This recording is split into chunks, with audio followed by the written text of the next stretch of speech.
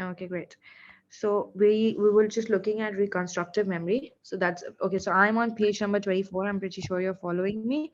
So looking at the again the same pattern we're following, we're gonna look from start from the left. So when we look at the glossary box that they've given us, so they've said fragments of stored information are reassembled during recall. The gaps are filled in by expectations and beliefs so that we can produce a story that makes sense. So when we talk about reconstructive memory, that basically relies on our own beliefs and knowledge. How so? Because when you hear a story or when you've been told a story and when you read a story, so obviously when you do not remember the whole thing word to word. You cannot Xerox copy it in your brain, right? So we basically forget a little bit of information in the middle or anything whatsoever. We might forget the start, we might forget the end, we might not remember the exact word. So we just fill out all of those blanks that are left in our memory, in our story, by our own experiences, by our own beliefs. So if I'm telling you a story about, let's say, so someone told me a story about a car accident, okay, and I am repeating that story to you right now, okay. So what am if I do not remember the exact thing that they've told me, like event, sequenced events, like what first this happened, that then this happened, if I do not remember it, what I'm going to do is, based on my own beliefs or based on my own assumptions, what will happen in like normal general assumptions about a car accident, I'm going to fill out those blanks that are left. So that is about reconstructive memory. Why is it called reconstructive? Because you are basically constructing something else in place of something that was already there. So that, because you are filling in a blank in your memory in a story, and based on that you are just constructing something based on your own beliefs, based on your own experiences, based on your own cultural um, exposure. And then you just, you assemble something that you call which is basically your new version of that same story, and that is why it's called reconstructive, because you are reconstructing, you are making something up. Okay, so we move on to the second study, where he conducted a study. Uh, Again, this is we were looking at this, and it was in the last page. It said a series of studies, right? So when we are talking about this, so it's again, it's the same series of studies, War of the Ghost only, and to support his theory of reconstructive memory. So that is why his basic holistic aim was just to establish that yes, there is a reconstructive memory, that how that works and how can you evaluate that sort of a memory. So we looked at this on this previous page. And it showed how people tend to remember the overall meaning of the events and reconstruct the story from this overall meaning. So people just remember maybe the moral, or people just remember the climax, okay, like some sort of a meaning that they've given to the story. They remember that, that story was about that. They know the basic outlook of the story. However, they do not, if they do not remember anything, they will reconstruct that memory, they will reconstruct that content and then present it. This shows that memory is an active process. People don't uh, behave like a passive memory machine, recalling everything that happened. They actively reconstruct a memory. So again, when till now, when you were reading about all sorts of memories, even when we were reading about acoustic memory, with semantic memory, it was more about, we just, even if we think about it, the most, the instinctive response or the instinctive definition that we understand of all that is that, you are recording something. That is the first thing. You do not think about storage, you do not think about recall, you think about recording. So when we talk about reconstructive memory, this is the one misconception that it drags us out of. It tells us that, the way we think of memory as a passive thing, passive thing as in something that can be easily molded, it's not always like that. Okay, memory is a part of your brain, and that is why you keep reconstructing it. So you cannot say that something that you have recorded, something that has become a memory, is just something, your brain just recorded. It's not that passive, it's not that easygoing. Your brain is not always just recording something and continuing it as a memory. It is actually also reconstructing it actively. Okay, so if you forget something, your brain does fill it in. If you can't remember something, your brain, even if it's recalling, it's gonna put in some effort in that. So it's not always just a passive procedure of recording something. That's not all that memory is. Memory is also about reconstructing something that you might have forgotten, something that you need to remember. How we when we look at semantic memory, so we look at how we understand stuff. So we basically know that yes, that is the literal meaning of semantic memory, right? You understand stuff, that's how you remember it. But the part we focus on is that you are remembering it. The part we do not focus on is how, what function our brain is performing, or what function the memory is performing due to which we remember it. So this reconstructive memory very solely focus on that, because it tells us, it's not just a passive thing that's happening, it's not just all recording, but it is also reconstructing, it is also putting in your own thoughts, your beliefs, your attitudes, and then having a whole story to yourself, a whole memory to yourself. Do you understand the basic theory behind all of this?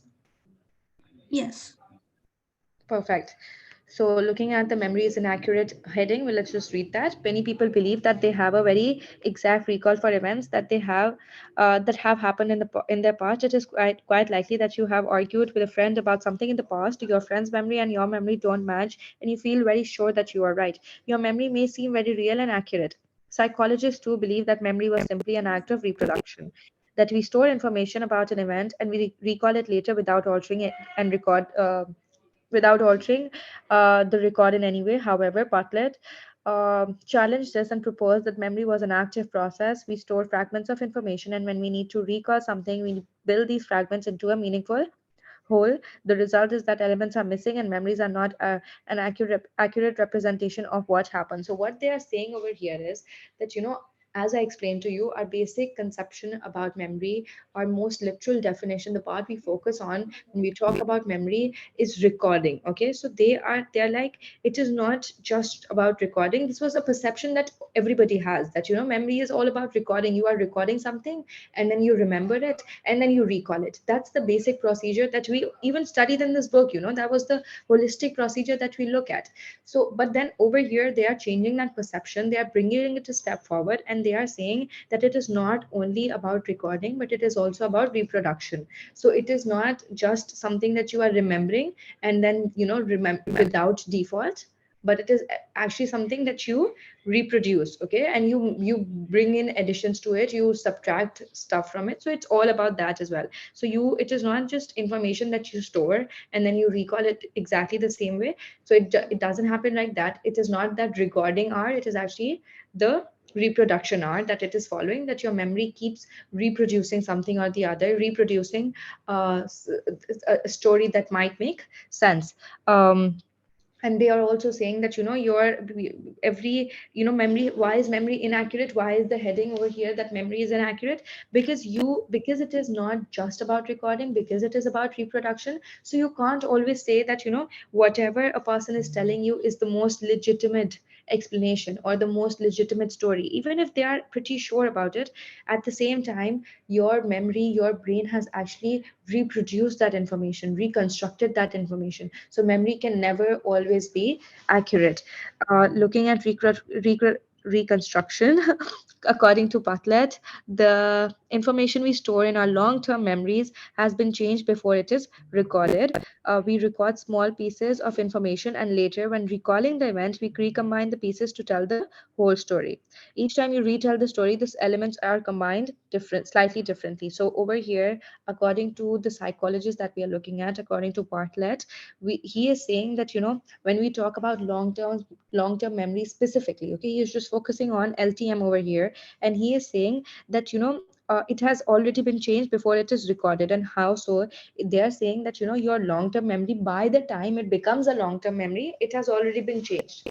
Okay, so he's saying, let's say we're going to take an example of a story about basketball. Okay, we let's say I played this match and I played well. Okay, let's just say that. So I'm going to tell you, if I'm telling you this story right now, and the only, as we've learned before, that a short-term memory turns into a long-term memory when you rehearse it. Okay, so let's say I tell you the story once, that by the time you're listening to me, or you hear the story again, or you remind yourself of the story, or you remember the story, so then it becomes a long-term memory. But while it is this procedure is going on, but according to Bartlett, the memory has already changed. Okay, so while in basic terms, while you are rehearsing a short term memory in order to be for it to become a long term memory, it has already been changed, it has already been reconstructed, reproduced, altered. Okay, so he is saying that even when you are something that you call your long term memory is also a product of reproduction, because you're because when you hear these information and you record these informations and then you rehearse them, so by that time only you have reproduced the story, you have made changes to the story. So you, it's not you are when you are recalling the event, you actually recombine all the pieces that you have heard before. So if you have heard something and then you it's become a long term memory, and then now you're trying to recall it, so your brain will combine all the pieces together and you will produce whatever you remember of it. And then whatever you do not remember of it, that is basically your reconstructive procedure. Going back to social and cultural influences, so again, one part of they're basically, breaking down the study for you right now, because it was a series of studies. So they're just explaining right now all the things that he focused on um with each of his research. Okay, and when we look at they're saying that this one key point that he actually focused on was that when we are recombining these small pieces, it actually is from our social and cultural expectations. So when we are filling in those blanks, those stories that we perform, have for ourselves, the stories that we construct for ourselves are on the basis of our social and cultural expectations. It's based on the basis of stereotypes. So in the war of ghost study, people transformed those parts of the story that they didn't fit their own cultural expectations. For example, in the actual story, young men were hunting seals. This was often misremembered as going fishing, a more common activity for British young men. Social cultural expectations may influence storage and or recall. Bartlett called his work the social psychology of remembering. So now they're giving us an example that when you actually forget fragments of information, when you have blanks left within the memory that you have encoded, the memory that you have recorded, how you will fill in those blanks actually depends on your social and cultural expectations. And the example that they've given us is from the previous studies, where basically in reality, in the story, they were hunting seals, but it was actually changed to men fishing. So why was that done? Because it's more common for a British young man to fish. So that is something that they would be doing as a hobby, or they would be doing in their free time, or even as work. So they changed that specific terminology into something that actually was more accepted, or something that actually was more spread out in their own culture. So that is one example that they've given us, that when you are filling in these fragments, when you are filling in these blanks of information that have been left, the main thing that happens is that you are influenced, your expectations are influenced by your cultural and your social beliefs. And then another thing that they've mentioned over here is,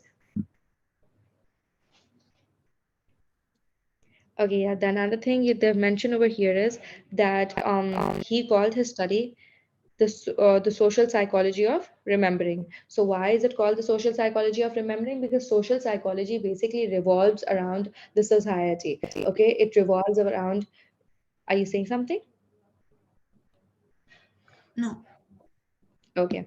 So when we talk about social psychology, it revolves around your behavior, your cognitions, your emotions in a society. So why is he calling it that? Because over here he is saying that your remembering power is actually influenced by social psychology, which is your psychology within a society, your psyche within a society, your behavior, cognitions, emotions within a society. So now that is something that is affecting your remembering. That is why he referred to his series of studies as uh, the social psychology of remembering. Effort after meaning. In the War of the Ghost, what people recalled was the general meaning of the events rather than specific details. Bartlett used this phrase effort after meaning to describe this. What he meant was, we focus on the meaning of events, that's one thing. Afterwards, we make an effort to interpret the meaning in more familiar terms. In other words, we try to make sense of the fragments. So he said that, your way of remembering information, or your way of recording information, he defined it as effort after meaning. And why was that? He was saying that, what really people really record is the meaning of things, like semantic memory. Semantic memory says that you understand something, that's why you remember it, okay? But over here, he's just saying that you remember the meaning of things, okay? So when that is something that you actually record, sorry. So you record the meaning of something, and that is how you remember it. So um he's saying that people were recording the meaning of things, and whatever was left blank, then they were just filling in the fragments based on their own social social and cultural expectations. So that is one thing that he also mentioned based on the same study. Do we understand it till here? Yeah. Perfect. Um So we've got evaluation. So when we look at the one strength, which is investigating memory reflects how we actually use memory in our everyday lives, which is more realistic than research using word lists to be remembered. So it is, it is more applicable. So you can actually apply it to real life, So this is something that is, that actually makes you firstly understand, because it is something, that is, like done with general life, like listening to a story and then remembering it. This is a more, a more generalized procedure, or a more generalized process that happens with everybody, rather than having word lists and then looking at those word lists and then remembering what words were in those lists. That's a relatively a more, experimental way. So when we're talking about this specific way, it's just more applicable, it is more realistic, okay? So that is one strength of it, that it can be applied to real life, it can be applied to everyday life, okay? So that is the strength that they've given here, that it is just, as I said, more realistic, more applicable to everyday life. So they've explained it as well. Before Bartlett's work, psychologists investigated memory using rather in artificial materials to be learned, such as consonant syllables and word lists. So again, this is an example that we already studied, that all these researchers mostly included word lists, mostly included vowels, consonants, like remember this, remember that, remember these initials. So that was more artificial, okay? These are artificial because we really use the memories to deal with such things. This means that the social origins of memory were obscured in such artificial research. Bartlett's findings are more relevant to real life memory. It is worth mentioning that for many years, Bartlett's work was regarded by psychologists as rather untrustworthy because it lacked careful controls, blah, blah, blah. So, because what they're saying over here is that we've already understood the part about where it's more applicable to real life. However, the other thing that they're saying over here is that, his study was actually regarded as, not trustworthy, not believable, or, like a little biased, not like sort of invalid. And why was that? Because he did not have enough controls. But based on the fact that he did not have enough controls, that actually also makes his study more strengthful, because he did not have enough controls. That's why it's more applicable to real life. So over here, they're giving us the strength, and they're basically also contradicting it, telling us the weakness part of it as well. So yeah, I mean, that's okay. One weakness is that it is wrong that to suggest that all memories are inaccurate or affected by social expectations. So they're saying that this is a more reductionist argument. So basically they suggested that all memories are inaccurate or affected by social expectations, and that's wrong, okay? So because why is it wrong? They're saying that from what my understanding, there kya naam hai, sorry, uh, the first point, that's when we were looking at the second point in the study, we actually looked at how memories can be inaccurate because you are impersonating your own information into that. But over here they're saying that you could recall, there's nothing it's not a procedure that you always follow, so that sort of a thing, when making an assumption that memories are always inaccurate, that's wrong. They're not always inaccurate. So they've said over here, other studies have shown that memories can be very accurate. For example, in situations that are personally important or distinctive, we do remember considerable and accurate detail. There are examples of this in the War of the Ghost. Participants often recall something black came out of his mouth because it was a quite distinctive phrase. So they're also mentioning that, when something is different in a story, when something is of regard in a story. So if I am specifying something, so if I am mentioning, let's say I am saying the Ferrari was so red and shiny. Now, red and shiny is providing a distinctive feature to that Ferrari, right? So that would actually stand out. That is something that you might as well remember. So you cannot say that all memories are inaccurate, because there are things that people do remember. Most people do remember because they are so distinctively profound in those explanations or those stories or those memories. So that's another weakness that they've given us.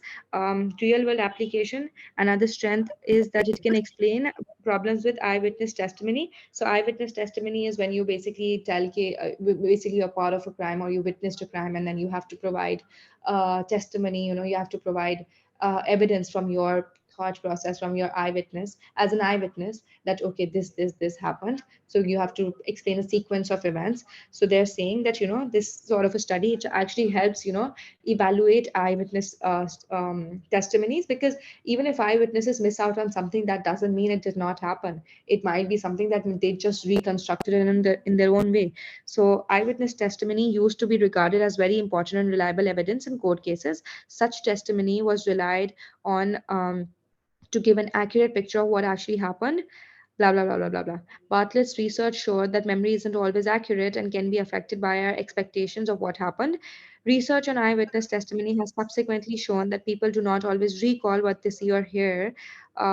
This shows that Bartlett's research had important consequences. So they're telling us in both positive and negative ways. So one thing that they're telling us is that you cannot always believe eyewitness testimonies, okay, because they are basically affected by reconstructive memory. At the same time, they're also saying that there are things that can be recalled, as we saw from this experiment that was actually more applicable to real life. We saw that even within real life, even within reconstructive memory, there are still things that you might recall due to distinctive features. So because if an eyewitness testimony is mentioning something, it might be because they remember it exactly due to a distinctive feature. Do we understand the evaluation here? Yeah. You're in Abu Dhabi, right? No, I'm in Dubai. Oh, okay, okay. Do you watch F1? Do you watch Formula One racing? I know. Okay, there's the race going on. I just wanted to check the score. I'm gonna check the score, but it's actually because I was literally thinking about this because I thought you were in Abu Dhabi, okay? And I was like, how is she taking class? Because I would be going crazy, right? Because there's this Grand Prix, there's the first Grand. Basically, there's a lot of them. There's like around 18 to 22 races every year. So the first one is in Abu Dhabi this time. So the whole of Abu Dhabi is shut on that day. So I'm just Ah, yeah, so today is the start one, and I'm just, I'm just checking so are live. schools running? I am not sure about that, but it starts at like 7 their time, so 8 our time. But yeah, I mean, probably are because but then it's like proper preparation, and all the elite people. They're like, obviously everybody goes, but then elite people have to be there. It's like they have a whole stand. Right now, Red Bull is winning. I don't support Red Bull. I support a Ferrari, but it's okay. We've got 11 laps left. Okay, I'm gonna get back to teaching. I checked it. Okay. So we're now going to look at interference. Okay, so that is basically to do with accuracy of memory. We've seen recording memory, recalling memory, types of memory, and now we just looked at reconstructive memory. So that's filling in the gaps. Now we're just looking at interference. So that is more to do with your accuracy of memory. We already know what memory is. We already know how it's being recorded. We already know how it's being recalled. But now we're just looking at how interference of another thing would affect your memory. So over here, they've explained what interference is. So forgetting may occur if two memories compete with each other. One memory prevents us accessing the other memory. This is especially likely if the two memories are quite similar. The end result is reduced accuracy of what we remember. So over here, very clearly that they've explained us that when we have two things going on in our head, it is more likely that we are going to forget one of them. And then they have given us the exam, they've given us this evidence that this forgetting is more likely to happen if the two stories that or the two things that you are remembering right now are very similar in nature. Okay, so me remembering I have to study, and let's say me remembering I have to study psychology, and then me remembering I have to teach psychology. Okay, and both those syllabus are basically the same thing. Like, let's say your syllabus is to do with memory, my syllabus is to do with brain. Okay, so I'm gonna be like, okay, that's two things, so it is very likely for me to forget one of the others.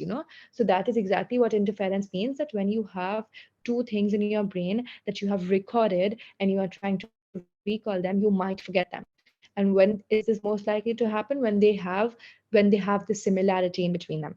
So what happens in the end is that both your things, whatever you remember, they become a slightly inaccurate because of the other thing. So because the other memory or the other story interferes with the first one, the details of your first story might become inaccurate to you, might become a little, skeptical. It becomes like you're not sure anymore. So that sort of a thing. So, looking over here, one of the things that memory researchers are concerned with is forgetting. You actually may be more interested in the question, why do I forget things, instead of why do I remember things? Of course, especially when you are thinking about exams. So, we as human beings, as we actually just disregard these things so easily. It's just like, man, I forgot. Man, I forgot. That sort of a thing. I just forgot. So that is, we just say, yeah, and then when we feel really bad, it's like, it's okay, it's human nature, people forget, it's not a big deal. But then maybe it is a big deal. Why are you forgetting in the first place? So that is something that we're looking at at right now, that we never question why do we remember. Even though I do question why do I remember, because it is horrible remembering things that other, imagine you are in a friendship, okay, and you remember everything and they don't remember anything, then you just curse yourself, "Okay, why do I remember?"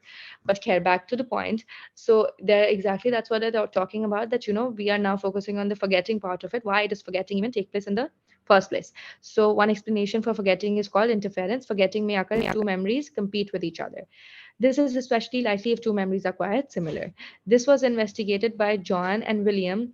Now we're just going to look at the study by John and Williams. So they're explaining the aim over here. So if you learn a list of words and do a second activity, and then to try to recall the original words, does the second activity interfere with recall of the original words? Does it matter what the second activity is? So this is the research question, basically, that if you have completed an activity, which is basically going through a word list, and then you go ahead and you do another activity, and then once you're done with your second activity, in the will you remember what you did initially? Will you remember your first activity? That is basically the first part of the question. And yet, if you have forgotten it, was it because of the second activity or not? So that is what they're trying to study here. So the basic holistic aim is to see what effect the second activity has on the accuracy of memory. So they are saying, if you have forgotten something about the first activity that you are doing, so was it because of the second activity, or was it something, generally you forgot? Maybe has a logical, rational explanation. Or is it specifically because of the second activity that you perform, due to which you forgot what was important in the first one? So, method was 12 participants had to learn a list of 10 words until they could remember them with 100% accuracy. They were then shown a new list. There were five different kinds of lists that were shown to the participants. So the list one was synonyms. So synonyms are basically words with same meaning. Antonyms are opposites. Words unrelated to the original ones. Consonant syllables, same sounds. Three digit numbers, and control condition was no new list. The participants were just retested. So what are they saying over here? That participants had to learn a list of 10 words, okay, and they had to do it until they totally remembered it. They were like, with 100% accuracy, they were sure that, okay, now I remember this. Then they were shown a new list, okay. So there were five kinds of lists, so that was shown to the participants. So they've given us different kinds of lists that were shown to the participant, which includes list of synonyms, list of antonyms. um, Study not named in specification. Okay, yeah, we're still gonna cover it. So that they're explaining the different kinds of lists that were given, and then there was also a control condition where participants were not given a new list. So over here we're looking at how they were given one list and then they were given another list. But in the control condition, they were just given that one list and they were not given that another list. They were just retested on the same list. So results were, when the participants were then asked to recall called the original list of words, the performance depended on the nature of the second list. The most similar material synonyms produce the least accurate recall. All the results are shown in the graph below. So when what happened was, again, when they were given the first list and then they were given another list and then they were asked to remember the first list which they had already learned with 100% accuracy, the results actually showed that yes, the most, the one thing that they've shown over here is that when you talk about it, actually depending on the different types of list, your remembering, your effect of remembering and your effect of interference actually depended on the type of list. So when you talk about synonyms, because they were same meaning, yes, the second activity did interfere with the remembrance of the first activity. So if the first activity was, remembering um a list of 10 synonyms, yes, it became difficult after the second activity, even if you had remembered it, because of the, obviously, because of the same sound, because of the similar meaning. But it was the one list that actually was affected the most by interference. So the conclusion actually shows that interference is strongest when intervening activity is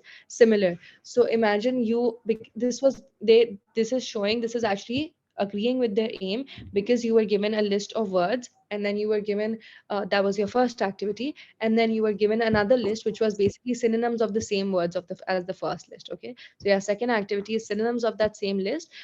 So then yes, those activities now become similar because the meaning of those words are similar. So that is why they are saying that yes, it does interfere, your second activity will interfere with your first activity, especially when they are similar. In other words, forgetting is more likely to happen if you try to do something else quite similar afterwards. Do we understand this study over here? Yeah. Okay. It says not specified in specification. So does that mean that it's not like included in your exams? See, that's what it says, but as I remember for my previous mock in year 10, I we had a question like describe and outline McGeoch and McDonald's study. So I'm not sure if that will come in the actual exams in May, but either way, it's pretty easy to remember. Makes sense. Yeah. Fair enough. Okay, so we're just gonna look at the evaluation. The first one is that yes, it was a controlled research. Okay, so they used a number of techniques, and that their test was unbiased because of course they had controls, they had a standardized procedure, so you were sure that it was actually the independent variable affecting the dependent variable. One example of the technique that they've given us over here is counterbalancing. So if all the participants had the intervening word list in the same order, this might explain why they did worse with synonyms and best with no new list. So they basically, the fact that they were given different lists was actually counterbalancing it, because if they were all given the same list, okay, so you would not understand if the second activity does affect this, or the similarity of the second activity does affect the first one. So over here, just controlling that specific, having specific types is your counterbalancing effect, which your practice effect that has been excluded from here. So the giving them two different lists, and then the second list being divided in such categories, all of that removes any sort of repetition. um, Similarly, to control for the effect of order, they gave participants the list in different orders. Again, your practice effect, your order. Yeah, go ahead. You ask question. Um, yeah, what is counterbalancing? Okay, so looking at the most literal meaning for balancing, it's like you basically need to deal with order effects. Okay, so when you are reusing the same sample, what happens is they they are basically doing things in the same order. Over here, they are doing the first list first, and then they are doing the second list. Okay, so that actually causes order effects, because order effects in the sense that they get some sort of practice. This is, they already know what's happening with them. So what you do is, because of this specific thing, because it's especially when it's repeated measures design, when you are repeating the sample, so the sample actually understands what the order of the events, it actually understands the order of procedures, so it does not remain a valid procedure anymore. It becomes a little biased because they already know what's going to happen with them next. next. Okay, they if they have been give, let's say if this study did not have categories of list. Okay, let's say they were all given one list and then they were all given the same similar second list. Okay, and because they are repeated measures, what would happen is the first list is the same, and then after that, giving them the same list, or even having the same procedure for all of them wouldn't, find you your results, because it's the same thing. What's the difference? But over here, so there would be order effects. They would know that, okay, we have done this, and there would also be practice effects because they have been given that list and they're given that list again. So it wouldn't make sense anymore. But what they did over here is that they counterbalanced it. So over here they're explaining it. If all participants had the intervening word list in the same order, this might explain why they did worst with synonyms and best with no new list. So let's say if all of them had synonyms given to them, so they would not find the results for how why um they would not find this graph results basically. So not let's not take the example of synonyms. Let's say they were all given antonyms. Okay, so you wouldn't know what effect synonyms would have, or you wouldn't know what effects adjectives would have. So this is why what they did is they counterbalanced it, whereby the sample was the same, but despite having the same sample, they gave them different lists in the second activity. So they did not give them the same list that were given to them before, and they did not give all the participants the same list. Let's say they did not give all of them antonyms only. They divided them. So they gave half of them synonyms, half of them antonyms. So there is no sort of order effect. And at the same time, what when you counterbalance, you divide your sample in half because it is a repeated measures design. You basically have two conditions where you make one of the group complete a certain activity first, and then you make the other group complete a certain activity later. So what they would have done here is, which they haven't mentioned clearly, but because they have a repeated measures design, they would have divided their group. They would have made the people, half the people do the second activity first, the second list first, and the first list later, and half the people the first list first and then the second one later, so that there is no sort of order effect, or there is no sort of practice effect. Do we understand it now? But how can there be order effects if the two samples are doing the lists in different orders one time? Like one group is doing synonyms, then antonyms, the other group is doing antonyms and then synonyms. How can there be any order effects? They wouldn't get tired of it at all. That is exactly what they're doing. I mean, that is counterbalancing. Imagine if one, that is what they're doing. Let's say what you just explained, that one group is doing antonyms first and synonyms later, and the other one is doing synonyms first and antonyms later. That is what counterbalancing is. That is what they've done here. But before this, what would have happened was that the whole group would have done antonyms first and then synonyms later. So that doesn't show us what actually affects anything, or that just gives us the, right now, when when we look at the results, or when we look at the graph, it doesn't, it gives us different figures. So if, let's say, we had it counterbalanced it and all of them were completing synonyms and then antonyms, so we wouldn't know if the second task was actually affecting them, or if it was the synonyms that was affecting the second task. So let's say if they all completed synonyms first and then antonyms, so we wouldn't know if the second, in this uh, take the case of synonyms later. So let's say they completed antonyms first and then synonyms later. We found out via our results that synonyms are the one that are most affected. Okay. So what they've done here is they wouldn't know that if they hadn't counterbalanced it, because the whole group is doing synonyms first and antonyms first, synonyms later. So they cannot differentiate between groups when they do not have groups. So counterbalancing is exactly that, what you explained, that they create different groups, they divide their sample just so they can see the effect of different things, not just that one thing. So they did not want to look at the effect of a certain, just one specific list. They wanted to look at the different categories. That is why they counterbalance their sample, which is basically divided their So sample. Go ahead, ask. they wanted to establish cause and effect, like which changed what? Was it proactive interference? Was it retroactive?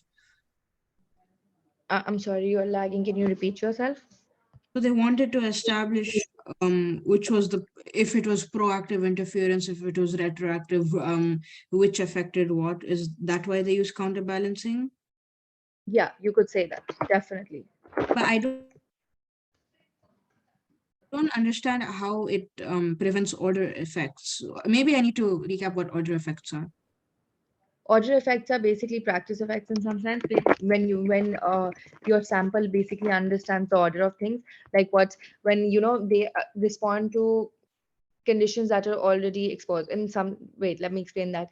So um order effects is just the heading. A lot of things come under that. Okay, so one thing is practice effect that comes under it. The second thing that comes under it is carryover effect. So carryover effect is basically when you are tested in the same condition again and again. So um over here we can say practice effect actually applies because they would have an improvement in their task if they were performing the same thing over and over again. So that is why having differentiated, having categories would actually help them. Second thing that actually comes under order effect is fatigue effect. Fatigue effect is when you get tired. Okay, so imagine they are given a list, then they are asked to have learn it, and then they are given another list, so that would cause them to be exhausted or be bored. Okay, so also boredom effect, another thing that comes under order effect. So order effect are all of these things. So you can just generalize them into one thing and say there is order effect because there is practice effect, there is fatigue effect, there is boredom effect. Because if a person is doing the same thing over and over and over again, of course there is some sort of boredom included in that. So do you understand it now? What we can do is, because this is so summarized, let me just open this one thing that I've got here, so it actually helps us understand. Yeah, it's still kind of confusing because I don't understand if the Makes sense. participants did different orders of things. So they did the same activity twice, or were there two different conditions? Because then, if there were two different conditions and they did the activity once, order effects wouldn't be a thing, like most likely. Makes sense. Yeah, I get what you're saying. Yeah, I don't know how to convey it. I'm just sharing this thing which is gonna make it easier.